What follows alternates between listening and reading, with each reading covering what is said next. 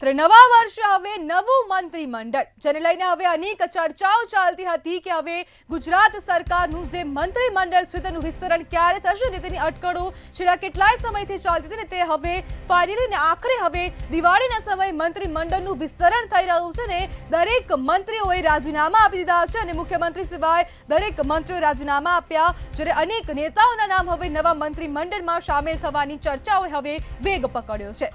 અમદાવાદથી દર્શના વાઘેલા મંત્રી બની શકે છે। અનેક મંત્રીઓના નામ, અનેક ધારાસભ્યો, અનેક નેતાઓના નામ મંત્રીમંડળની રેસમાં આગળ જોવા મળી રહ્યા છે અને મતલબ ન્યૂઝ પર નવા મંત્રીઓના નામ એક્સક્લુઝિવ જોવા મળી રહ્યા છે।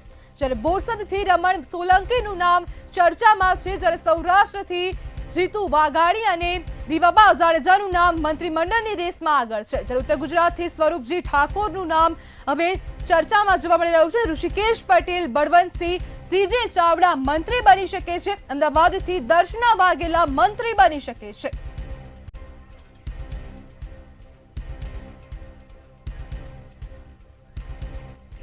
ત્યારે આપણી સાથે સંવાદદાતા ઉજ્જવલ વ્યાસ ફરીથી ગાંધીનગરથી જ જોડાઈ ગયા છે।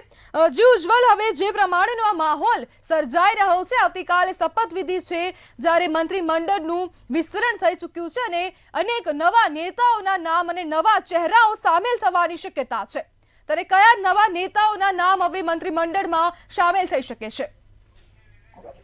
જી બિલકુલ, આમ જો જોવા જઈએ તો અમદાવાદથી દર્શના વાઘેલાનું નામ અત્યારે ચર્ચામાં ચાલી રહ્યું છે, તો બીજી તરફ કાંતિ અમૃતિયા કે જે મોરબીના ધારાસભ્ય છે તેમનું નામ પણ અત્યારે હાલ ચર્ચાની અંદર છે।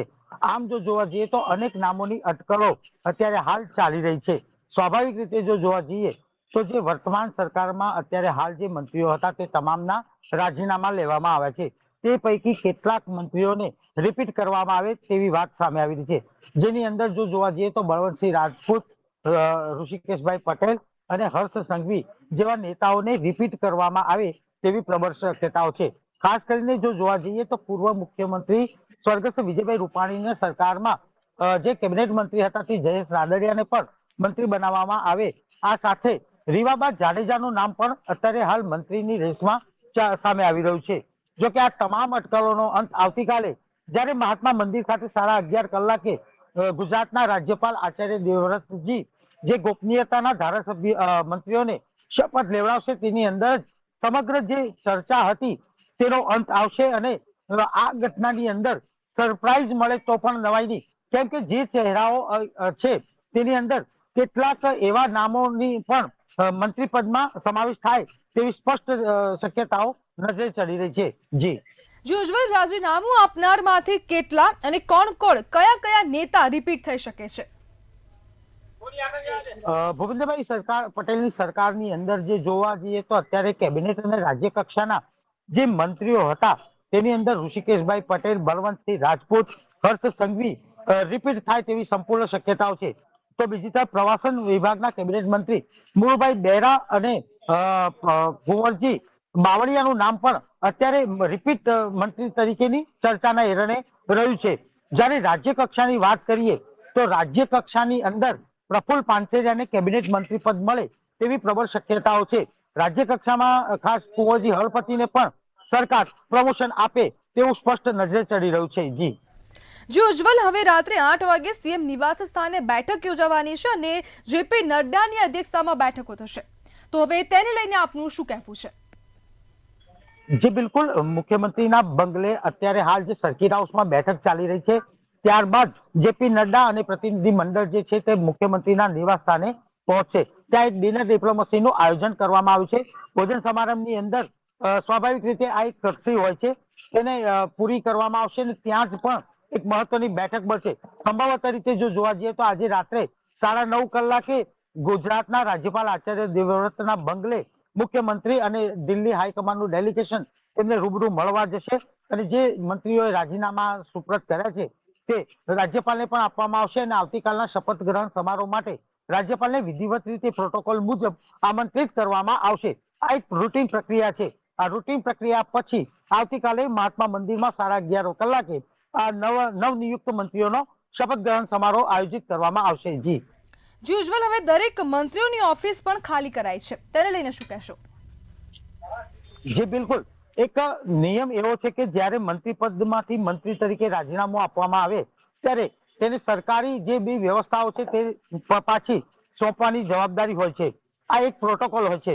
ખાસ કરીને જો જોવા જઈએ તો તમામ મંત્રીઓએ રાજીનામા આપી દીધા ત્યારે તેમની સ્વર્ણિમ 1 અને સ્વર્ણિમ 2, સ્વર્ણિમ 1માં કેબિનેટ કક્ષાના મંત્રીઓ બેસે છે તે તમામ ચેમ્બરો ખાલી કરી દેવામાં આવી છે અને સ્વર્ણિમ 2 ની અંદર રાજ્ય કક્ષાના જે તમામ મંત્રીઓ હતા તેમણે રાજીનામા બાદ પોતાની કચેરી ખાલી કરવાના આદેશ આપવામાં આવ્યા હતા. તેના ભાગરૂપે આ ગતિવિધિ ચાલી હતી. આ ઉપરાંત તમામ મંત્રીઓને સરકારના જે ફળવાયેલા બંગલા છે તે પણ 1 અઠવાડિયાની અંદર પરત કરવાની પણ સૂચના આપી દેવામાં આવી છે.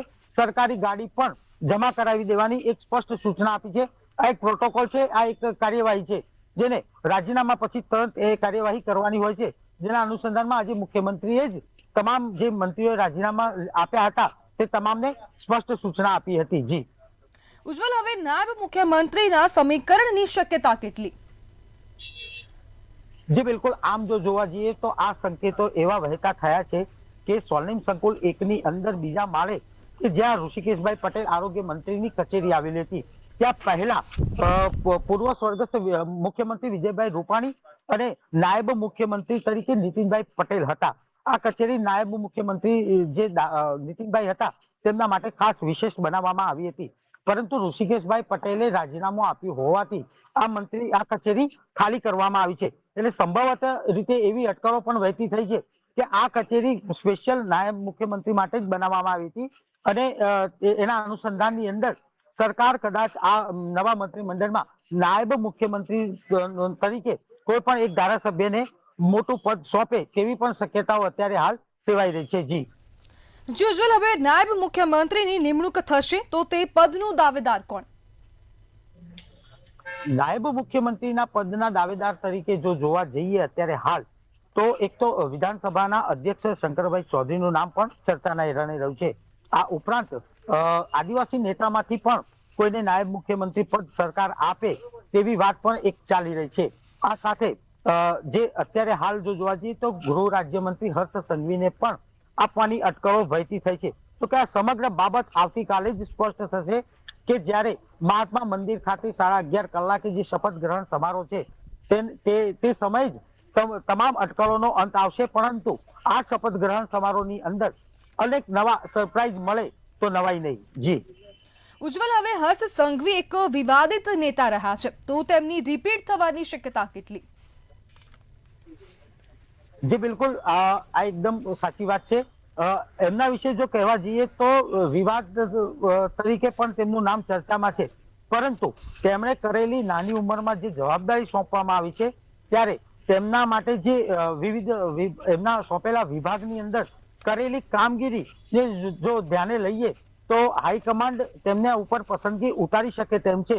પરંતુ આ તમામ બાબતો અત્યારે હાલ સરપ્રાઈઝની રીતે ચાલી રહી છે અને આવતીકાલે જ્યારે શપથમાં તેમનું નામ આવશે ત્યારે જ આખી ઘટના ઉપરથી પડદો ઉચકાય તેવી સ્થિતિનું નિર્માણ અત્યારે જોવા મળી રહ્યું છે. જી ઉજ્જવલ, જણાવવા બદલ આપનો આભાર.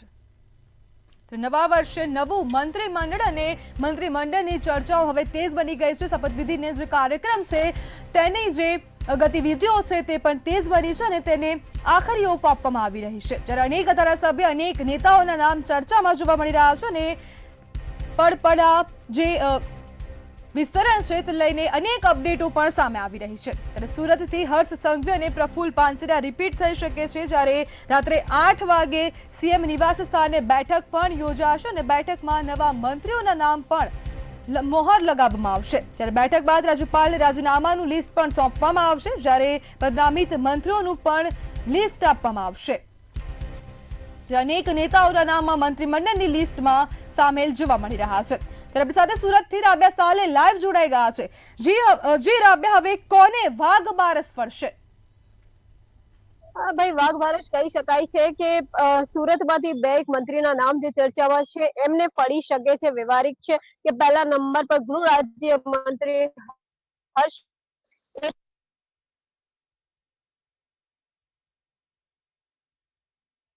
સાથે સંપર્ક નથી થઈ રહ્યો, પરંતુ હવે જે મંત્રીમંડળ છે તેની ચર્ચાઓ તેજ બની ગઈ છે અને જે પ્રમાણે હવે શપથવિધિનો જે કાર્યક્રમ યોજાવાનો છે તેની તૈયારીઓને પણ આખરી ઓપ આપવામાં આવી રહી છે. રાત્રે 8 વાગે સીએમ નિવાસસ્થાને બેઠક પણ યોજાશે અને જેને લઈને પણ તડામાર તૈયારીઓ ચાલી રહી છે. રાષ્ટ્રીય અધ્યક્ષ જેપી નડ્ડાની અધ્યક્ષતામાં બેઠક થવાની છે, જેના બેઠકમાં જગદીશ વિશ્વકર્મા અને પ્રદેશ મહામંત્રી પણ ઉપસ્થિત રહેશે, જ્યારે CR પાટીલ પણ આ ગાંધીનગર ખાતે પહોંચશે અને આ બેઠકમાં હાજરી આપશે. જ્યારે 6 કે વધુ પ્રધાનોને પણ રિપીટ કરવામાં આવશે તેવી પણ હવે પૂરેપૂરી શક્યતા છે. જોકે મહત્વપૂર્ણ છે કે હર્ષ સંઘવી જે ગૃહ ખાતું સંભાળતા હતા અને તેમને હવે ફરીથી રિપીટ કરવામાં આવશે અને મહત્વપૂર્ણ છે કે આ વિવાદિત નેતા રહ્યા છે હર્ષ સંઘવી. તેમના કાર્યકાળમાં અનેક વિવાદો પણ થયા છે અને જોવાનું રહેશે કે હવે હર્ષ સંઘવી રિપીટ થશે કે નહીં. ઋષિકેશ પટેલ આરોગ્ય મંત્રી તેઓ પણ સારી કામગીરી કરી છે, તેમના નામ પર પણ મહોર પણ લાગી શકે છે, જો તેવી પણ અટકળો હવે તેજ બની ગઈ છે. ત્યારે વડોદરાથી મનીષા વકીલનું નામ પણ ચર્ચામાં છે. અનેક નેતા અનેક ધારાસભ્યોના નામ આ ચર્ચામાં જોવા મળી રહ્યા છે. જેમાં હવે ન્યૂઝ પર નવા મંત્રીઓના નામ એક્સક્લુઝિવ જોવા મળી રહ્યા છે. બોરસદથી રમણ સોલંકીનું નામ ચર્ચામાં છે, જ્યારે ઉત્તર ગુજરાતથી સ્વરૂપજી ઠાકોર પ્રવીણ માળી મંત્રી બની શકે છે. ત્યારે સાથે રાબિયા સાલે ફરીથી જોડાઈ ગયા છે. જી રાબિયા, જે પ્રમાણે હવે મેં તમને અગાઉ પણ પ્રશ્ન કર્યો કે વાઘ બારસ કોને ફરશે અને અનેક નેતાઓના નામ પણ આ મંત્રીમંડળના લિસ્ટમાં આગળ છે, તેમાં હર્ષ સંઘવીને કેટલી શક્યતાઓ અને પ્રફુલ્લ પાનસેરિયાને ફરીથી મંત્રીમંડળમાં પદ મેળવવાની શક્યતા કેટલી? વાઘબાર 100% આ બે નેતાઓને પડી શકે એવું સ્પષ્ટ ચર્ચા ચાલી રહી છે. પહેલા નંબર પર ગૃહ રાજ્યમંત્રી હર્ષ સંઘવીની ચર્ચા એટલા માટે ચાલી રહી છે કે કારણ કે તેઓ વિવાદિત છે અને સાથે તેમની જે એક પર્સનાલિટી પડે છે, એમનો કામ કરવાનો જે આપણે કહી શકાય કે જે તરીકો છે, સૌને સાથે લઈને તેઓ ચાલતા હોય છે અને સાથે તેઓ આખા સુરત, દક્ષિણ ગુજરાત તમામ જગ્યાની ઉપર જ્યાં જુઓ ત્યાં માત્ર તેઓ લોકોના મિત્ર બનીને તેઓના સાથે ચાલતા હોય છે. આ સાથે જ તેઓને લઈને, તેઓના સ્વભાવને લઈને, તેમની જે કારકિર્દી છે, જે તેમની કામ કરવાની રીત છે, તેને લઈને તેઓ નંબર 1 પર અત્યારે ચર્ચાઈ રહ્યા છે અને સાથે ચર્ચા એ પણ ચાલી રહી છે કે ક્યાંક તેમને કેબિનેટમાં સ્થાન મળી શકે છે, તો ક્યાંક તેમને ડેપ્યુટી CM પણ બનાવવામાં આવી શકે છે, એવી ચર્ચાઓએ જોર પકડ્યું છે. તો વાત હવે કરીએ પ્રફુલ્લ પાનસેરિયાની, જે પોતે એક શિક્ષણ મંત્રી છે.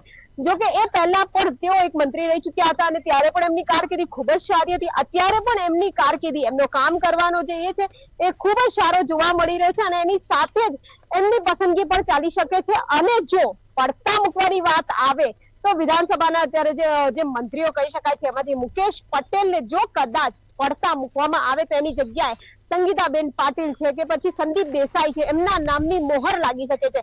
દક્ષિણ ગુજરાતનો પહેલે એક મહત્વ બોલાતો હતો, દક્ષિણ ગુજરાતની ઉપર એક વજન આપવામાં આવતો હતો, પણ હવે ક્યાંક દક્ષિણ ગુજરાતમાંથી 5ની જગ્યાએ 2 મંત્રી ચૂઝ કરવામાં આવે એવું પણ કહેવામાં આવી રહ્યું છે. પણ ક્યાંક ને ક્યાંક સૌરાષ્ટ્ર વાસીઓને પણ પસંદગી કરવામાં આવે એવું પણ માનવામાં આવી રહ્યું છે. તો સાથે જ જે તમામ લોકો અત્યારે જે અડચણો વચ્ચે આવી રહી છે, તમામના નામ લિફાફામાં આપી દેવામાં આવ્યા છે અને આ લિફાફા પ્રદેશ અધ્યક્ષ કહો અને સાથે જ મુખ્યમંત્રી કહો, તેઓને આપી દેવામાં આવ્યા છે. પહેલેથી જેનું નામ ચર્ચામાં છે, જેઓની પસંદગી થવાની છે, જેઓ પર મોહર લાગવાની છે, તેમને તો કહેવામાં આવી ગયું છે. જેઓને પડતા મૂકવામાં આવ્યા છે તેઓને પણ ક્યાંક ખુલાસો કરી દેવામાં આવ્યો છે. પણ દક્ષિણ ગુજરાતની અંદર અન્ય જે નેતાઓ છે, કનુ દેસાઈ છે, ઘણા બધા છે, નરેશભાઈ છે, નરેશ પટેલ છે, તો ક્યાંક અન્ય ધારાસભ્યો, માંડવીના ધારાસભ્યો છે. એટલે ઓલ ઓવર જો દક્ષિણ ગુજરાતની વાત કરીએ તો દક્ષિણ ગુજરાતની અંદર કોણ કપાશે, કોણ આવશે, આ તમામની ઉપર મોહર તો આવતીકાલે જ લાગશે. આવતીકાલે વિજય મુહૂર્તમાં જ્યારે શપથ લેવાશે આખું પિક્ચર ત્યારે ક્લિયર થઈ જશે. જી રાબિયા, જોડાવા બદલ આપનો આભાર. ત્યારે નવું વર્ષ, નવું મંત્રીમંડળ, જે પ્રમાણેની હવે તૈયારીઓ તેજ બની ગઈ છે ને અનેક નેતાઓના નામ સામેલ છે. જ્યારે ભૂપેન્દ્ર પટેલ સરકારના તમામ 16 મંત્રીઓના રાજીનામા પણ લેવામાં આવ્યા છે, જ્યારે CM રાજીનામાની યાદી પણ રાજ્યપાલને આજે સોંપશે અને રાત્રે 2 વાગે ફોન કરીને ધારાસભ્યો અથવા નેતાઓને જાણ કરાશે. ત્યારે સાથે વડોદરાથી સંવાદદાતા સત્યમ ફોન લાઈનથી જોડાઈ ગયા છે. જે સત્યમ, હવે જે વડોદરાના જે સ્થાનિક ધારાસભ્ય છે તેમની શક્યતા કેટલી મંત્રી બનવામાં? વાત કરીએ તો સ્થાનિક ધારાસભ્યો છે, શહેર જિલ્લાની આપણે વાત કરીએ તો 10 જેટલા ધારાસભ્યો છે. ધારાસભ્યોમાં ખાસ કરીને વાત કરીએ તો તમામમાંથી જે મોટા અને દિગ્ગજો એ આપણે વાત કરતા હોઈએ તો તે રાવપુરા વિધાનસભાના ધારાસભ્ય અને ગુજરાત વિધાનસભાના મુખ્ય દંડક બાળકૃષ્ણ શુક્લા છે, કે જેમને બહોળો અનુભવ છે, તમામ પ્રકારની વ્યવસ્થાથી વાકેફ છે અને મંત્રી પદ જો મળે તો એમનું કેલિબર ને પોટેન્શિયલ પણ છે કે મંત્રી પદ અને મંત્રી બનવાનું, કારણ કે અગાઉ પણ તે સાંસદ રહી ચૂક્યા છે અને સંગઠનને પણ કામ કરી ચૂક્યા સાથે સંઘનો પણ તેમને અનુભવ છે. એટલે આ તમામ જે આસ્પેક્ટ છે એને આપણે જોતા એમનું જયારે દાવેદારી છે કે એમનામાં એ બની શકે તેવી રીતની વાત અત્યારે વડોદરા વાસીઓમાં ચર્ચાઈ રહી છે. બીજી બાજુ આપણે જોવા જઈએ તો શિનોર પોરના જે ધારાસભ્ય છે અક્ષય પટેલનું પણ નામ અત્યારે ચર્ચામાં આવ્યું છે. એવી રીતે સયાજીગંજ વિધાનસભાના જે ધારાસભ્ય છે કેવુ રોકડિયા તેમનું પણ નામ ચર્ચામાં આવી રહ્યું છે. તેમનો પણ એક એવો સક્સેસફુલ એવો ગ્રાફ ને એવો ફેઝ રહ્યો છે કે કોલેજ ટાઈમથી લઈને અત્યાર સુધી છે કોલેજમાં પણ એ સારા એવા નેતા હતા. યુવા મોરચામાં પણ તેમને કામ કર્યું છે. તેમને પ્રદેશમાં તેમને વડોદરાના જે ભારતીય જનતા પાર્ટી મહાનગર છે ત્યાં પણ તેમને કામ કર્યું છે. મેયર પણ રહી ચૂક્યા છે, હવે તે ધારાસભ્ય છે. એટલે ક્યાંક ને ક્યાંક એમની જે લેગસી આપણે જોવા જઈએ તો ખરેખર એમનામાં કોઈ દિવસ એવું થયું નથી કે એમની કોઈ ફેઝમાં એવું ડાઉનફોલ જોવા નથી મળ્યો. એ થ્રુઆઉટ બધા ફેઝ પાર કરી ચૂક્યા છે. એટલે એક પ્રોસ્પેક્ટ તરીકે લોકો એમને પણ ગણી રહ્યા છે. પણ એક વાત ચોક્કસ છે કે જે પણ ધારાસભ્ય છે તેમાંથી જો પ્રાઇમ આપણે વાત કરીએ તો તેમાંથી બાળકૃષ્ણ શુક્લા જે છે તે મોખેરે આવે છે, કારણ કે તે સંગઠન અને બધાને સાથે લઈને ચાલનારા ધારાસભ્ય છે. નાની ને નાની રજૂઆતો હોય તેને પણ તે પોતાના રીતે એમને હેન્ડલ કરતા હોય છે. પોતે સમય ફાળવતા હોય છે, પ્રજા માટે સમય ફાળવતા હોય છે. એટલે ક્યાંક ને ક્યાંક જે સોફ્ટ કોર્નર વડોદરા વાસીઓને જે જોવા મળી રહ્યું છે તે બાળકૃષ્ણ શુક્લા માટે પણ જોવા મળી રહ્યું છે. ત્યારે તેમની સામેનો જ આપણે જો વાત કરીએ તો ડભોઈ વિધાનસભાના ધારાસભ્ય છે શૈલેષ મહેતા માટે પણ એવું કહેવામાં આવે છે કે એક જયારે એમને ડભોઈ માટે આપેલું હતું તો એમના માટે એક નવી વસ્તુ હતી કે નવી જગ્યા હતી, એને એક્સપ્લોર કરવાનું, એમનો એક્સેપ્ટન્સ લેવાનું. કારણ કે સિદ્ધાર્થ પટેલ ત્યાંથી અત્યાર સુધી લડતા હતા, સિદ્ધાર્થ પટેલ ત્યાંના એ રહેતા હતા, તો એમના માટે પણ એક ટફ ફાઇટ હતી. તે પહેલા એના ફેઝમાં એ બહાર નીકળી ગયા, એક ધારાસભ્ય બન્યા પછી બીજી ટર્મ એમની આવી, બીજી ટર્મમાં પણ એમને એટલો જ પ્રતિસાદ મળ્યો. ત્યારે આ બધા જે આસ્પેક્ટ છે અત્યારે જોવા જઈએ તો પણ જેટલા પણ આસ્પેક્ટ જેટલા પણ ધારાસભ્ય છે, ધારાસભ્યમાંથી જે નામ અત્યારે જે ચર્ચામાં આવી રહ્યું છે વડોદરાના લોકોના મુખે એ રાવપુરા વિધાનસભા ધારાસભ્ય અને ગુજરાત વિધાનસભાના મુખ્ય દંડક બાળકૃષ્ણ શુક્લાનું છે. જી સત્યમ, જોડાવા બદલ આપનો આભાર.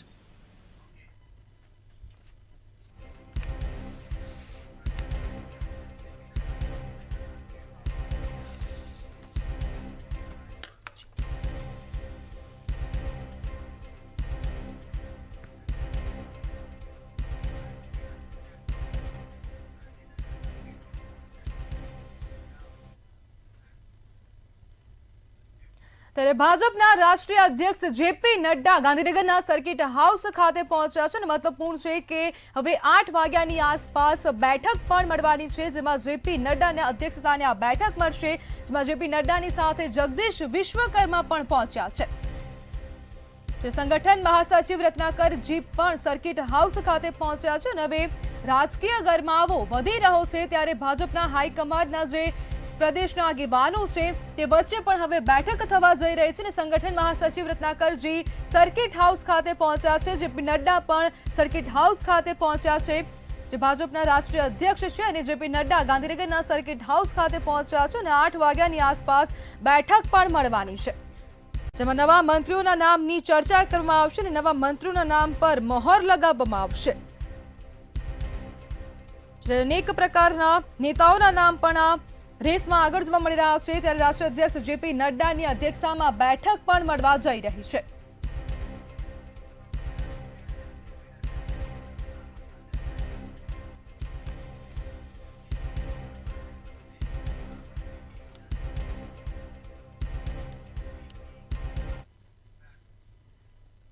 તો ભાજપના રાષ્ટ્રીય અધ્યક્ષ જેપી નડ્ડાની અધ્યક્ષતામાં બેઠક મળશે, તો બેઠકનું આયોજન કરવામાં આવ્યું છે, જેમાં જગદીશ વિશ્વકર્મા અને પ્રદેશ મહામંત્રીની બેઠક યોજાશે અને તેમની અધ્યક્ષતામાં બેઠક યોજાશે, જેમાં સી.આર. પાટીલ પણ ગાંધીનગર ખાતે પહોંચશે. 6 કે વધુ પ્રધાનોને રિપીટ કરવામાં આવશે અને રાત્રે 8 વાગે સીએમ નિવાસ સ્થાને આ બેઠક યોજાવાની છે. બેઠકમાં નવા મંત્રીઓના નામ પર મહોર લાગશે, જ્યારે બેઠક બાદ રાજ્યપાલને રાજીનામાનું લિસ્ટ પણ સોંપવામાં આવશે. પદનામિત મંત્રીઓનું પણ લિસ્ટ આપવામાં આવશે, જ્યારે નવા મંત્રીઓની નિમણૂક કરવામાં આવશે અને તેમના નામ પર મહોર લગાવવામાં આવશે. રાષ્ટ્રીય અધ્યક્ષ જેપી નડ્ડાની અધ્યક્ષતામાં બેઠક યોજાશે અને મહત્વપૂર્ણ બેઠક સાબિત થશે તેવું માનવામાં આવી રહ્યું છે. જ્યારે બેઠક બાદ રાજ્યપાલને રાજીનામાનું લિસ્ટ પણ સોંપવામાં આવશે.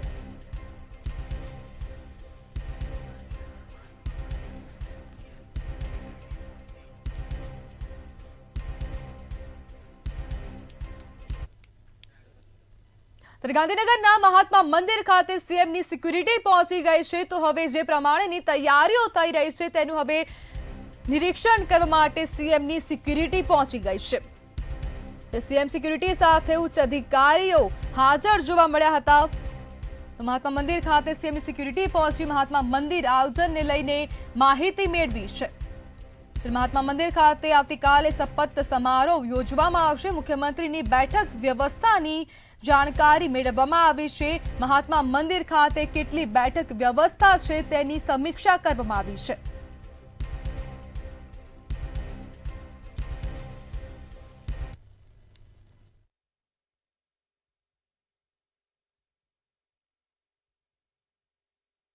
મંત્રીમંડળ વિસ્તરણની હવે ઘડીઓ ગણાઈ રહી છે. તમામ મંત્રીઓએ રાજીનામા આપી દીધા છે. આવતીકાલે નવું મંત્રીમંડળ છે તે શપથ ગ્રહણ કરવાનું છે અને તેને લઈને જે તમામ તૈયારીઓ હાલ તેજ કરી દેવામાં આવી છે. જે ખુરશીઓ લાવવામાં આવી હતી તેની ઉપરથી કવર કાઢવામાં આવ્યું છે. નવી ખુરશીઓ મંગાવવામાં આવી છે કે જેમાં નવા મંત્રીઓ બેસશે અને નવા મંત્રીઓ આ ખુરશીમાં બેસ્યા બાદ જે અહીંયા મહાત્મા મંદિર ખાતે આચાર્ય દેવવ્રતની સાક્ષીએ જે શપથ લેશે સાથે અહીંયા તમામ અધિકારીઓ માટે ભાજપના મોટા નેતાઓ માટે જે સોફા છે તે સોફા પાથરવામાં આવ્યા છે. સ્ટેજ ઉપર જે લાલ જાજમ છે તે લાલ જાજમ પણ પાથરવામાં આવ્યું છે કારણ કે લાલ જાજમ ભાજપ છે તે દરેક વખતે પાથરતું હોય છે અને લાલ જાજમ પાથરીને મંત્રીઓનું સ્વાગત કરવામાં આવશે. સીએમ સિક્યુરિટી પણ અહીંયા મહાત્મા મંદિર ખાતે પહોંચી છે. પોલીસના ઉચ્ચ જે અધિકારીઓ છે તે પણ અહીંયા પહોંચ્યા છે. અહીંયા જે તમામ જે બેઠકોનો દોર છે તે ચાલી રહ્યો છે કારણ કે આવતીકાલે મંત્રીમંડળનું નવા મંત્રીઓ છે તે શપથ લેવાના છે. સૌથી મહત્વનો દિવસ છે, સૌથી મોટો દિવસ છે અને તેમાં કોઈ પણ પ્રકારની કચાશ ન રહે તે માટે સીએમ સિક્યુરિટી દ્વારા મોટા અધિકારીઓ ઉચ્ચ અધિકારીઓ સાથે બેઠક કરવામાં આવી રહી છે, સમીક્ષા કરવામાં આવી રહી છે. સિક્યુરિટીની જે તમામ ચર્ચાઓ છે તે બેઠકમાં કરવામાં આવી રહી છે. કેમેરા પર્સન પૂજન બ્રહ્મભટ્ટ સાથે કિંજલ બોરીસા, મંતવ્ય ન્યૂઝ, ગાંધીનગર. તો સમાચારોમાં હાલ બસ આટલું જ. વધુ માહિતી માટે જોતા રહો મંતવ્ય ન્યૂઝ. નમસ્કાર.